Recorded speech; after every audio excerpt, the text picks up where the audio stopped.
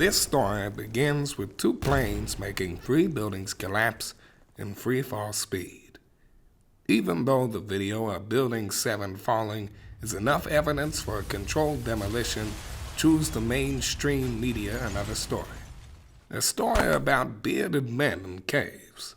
They then continued to tell us about Arab nations in need of Western democracy. They did it because they hate your freedom. So we'll take your freedom away. And bomb Afghanistan because they won't give us Osama bin Laden without proof. Not because of strategic location, their rare earth metals, or the fact that Taliban banned opium fields. And I also think Iraq has weapons of mass destruction, so we'll bomb them too. It's not because they want to stop selling their oil in dollars.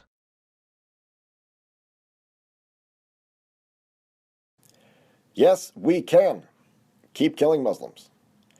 The Syrian people like me better than they like their own president.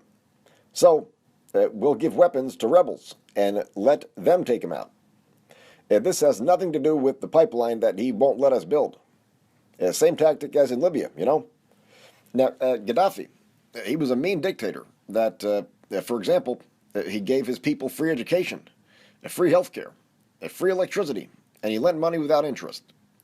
But, most important, he wanted to sell their oil in a new currency called gold dinar instead of dollars.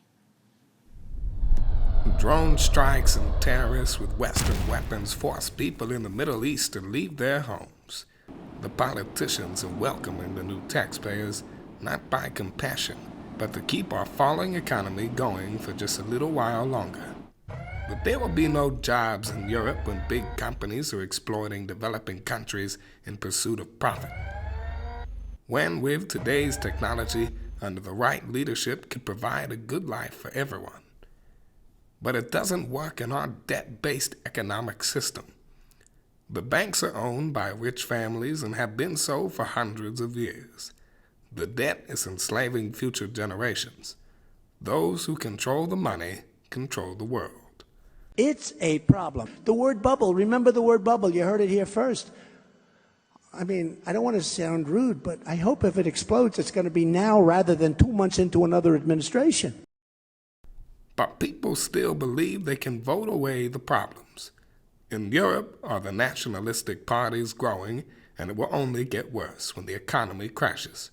You need to understand that politicians are only puppets for companies and banks, and the real powers are hidden in secret societies and non-electable organizations, whose goal is more power over you and me by any means necessary. The police state is growing as preparation for a failing system. The government will never take responsibility for this. When the American imperialism gets resistance from China's economy and Russian defense forces, will we see a third world war? This war could only end with nuclear strikes. To avoid this, we first need to stop supporting their criminal banking scheme and expose their plan. Soon we will see the weather getting more extreme. Don't believe the global warming hoax that only intends to get you to pay a carbon tax. Don't let the narrative be run by the same people that put us here. They will never tell you about solar activity or HAARP.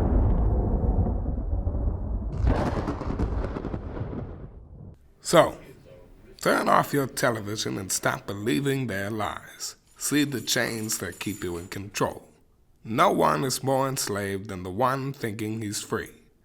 Come together and educate each other.